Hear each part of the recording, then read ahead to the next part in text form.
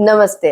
आज एक interesting story सुनते हैं। एक ऐसी स्टोरी जिससे हम कुछ ना कुछ सीख सकते हैं। तो एक फैमिली में ना दो भाई थे। एक भाई बड़ा लायक था, बड़ा सिंसियर था, वो स्कूल में भी टॉपर था। और तो और बड़ा एक्टिव भी था, और साथ साथ में उसका अपनी फैमिली के साथ में भी ना बॉन्ड बड़ा अच्छा था। और दूसरा जो भाई था ना, वो बड़ा मनमौजी था। उससे किसी को कोई उम्मीद नहीं थी। रैंक आना तो छोड़ो, वो पास हो जाए ना, वो भी बहुत बड़ी बात होती थी। और फिर ना दोनों की 10th बोर्ड की एग्जाम आ गई थी। जो लड़का पढ़ने में अच्छा था ना, उसने अपने लिए टारगेट रखा था कि वो कम से कम ना 90% तो लेके आएगा ही सही।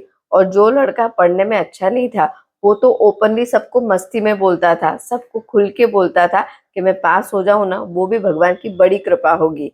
और दोनों ना उसी हिसाब से अपनी प्रिपरेशन कर रहे थे। तो बेसिकली एक लड़का प्रिपरेशन कर रहा था और दूसरा लड़का मस्तियों में बिजी रहता था।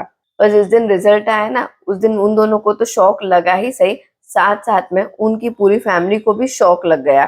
क्योंकि वो लड़का जिसने पूरे साल मेहनत करी थी, जो बड़ा सिंसियर था, बड़ा हार्ड वर्किंग था, उसके 85% बने थे। और वो लड़का जिससे किसी को पास होने की भी उम्मीद भी नहीं थी ना, उस लड़के के 55% बने थे।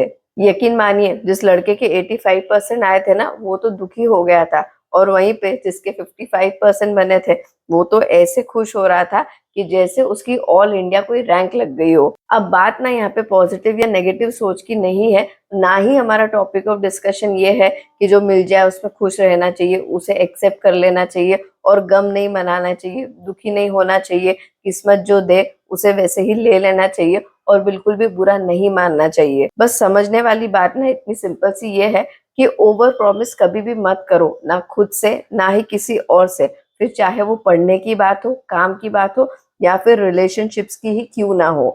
क्योंकि ना रिलेशनशिप में भी ऐसा ही होता है। आप खुद देखना, आप किसी के लिए ना बहुत कुछ करोगे, आप किसी की सारी उम्मीदें पूरी करोगे, किसी के ना आप सारे सपने पूरे करोगे, किसी के लिए आप सब कुछ कर दोगे। और फिर अगर एक बार आप उनके लिए अगर कुछ नहीं कर पाए ना, किसी भी रीजन से, तो वो इंसान ना वो सारी चीजें भूल जाएगा जो आपने उनके लिए की थी। और याद रखेगा बस वो एक चीज जो आप किसी रीजन से उनके लिए नहीं कर पाए। और आप ना उनके लिए सडनली अच्छे से बुरे बन जाओगे। और वहीं पे अगर कोई ऐसा इंसान होगा ना जिसने उनके लिए कभी भी कुछ नहीं किया होगा, कभी भी उनकी केयर नहीं की होगी, अगर ऐसे टाइम पे वो इंसान अगर उनके लिए थोड़ा सा भी कुछ भी कर लेगा ना, तो सडनली वो अच्छा हो जाएगा और आप बुरे हो जाओगे। सडनली वो महान बन जाएगा उनकी नजरों में, और आप बन जाओगे वो इंसान जिसने उनका दिल दुखाया इतना कुछ करने के बाद में भी। वहीं पे अगर कभी भी कुछ भी नहीं करता है और वो अगर एक बार भी कुछ कर देगा ना, तो सडनली वो महान बन जाएगा, क्योंकि उससे ना किसी को कोई उम्मीद नहीं थी। एग्जाम में अगर कोई 90% का टारगेट रख के अगर 85% भी ले आए ना, तो वो दुखी हो जाता है। और वहीं पे जिसके पास होने की उम्मीद नहीं हो, जिससे पास होने की उम्मीद नहीं हो, अगर वो डायरेक्ट पास भी हो जाए ना, तब भी ऐसा लगता है कि जैसे इसके लिए तो सेलिब्रेशन करना बनता है। और पता है इन सारी चीजों का प्रॉब्लम या मेन ट्रिगर या फिर मेन रीजन क्या होता है?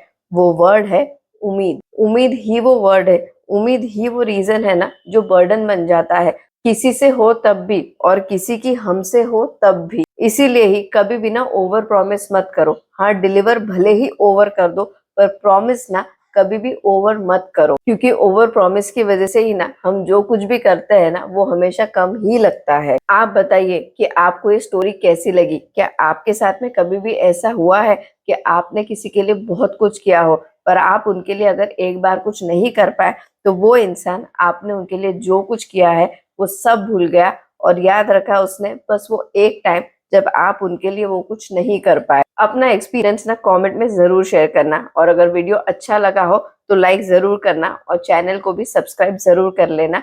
नेक्स्ट वीडियो में मिलते हैं, तब तक आप अपना ख्याल रखिए। जय हिंद।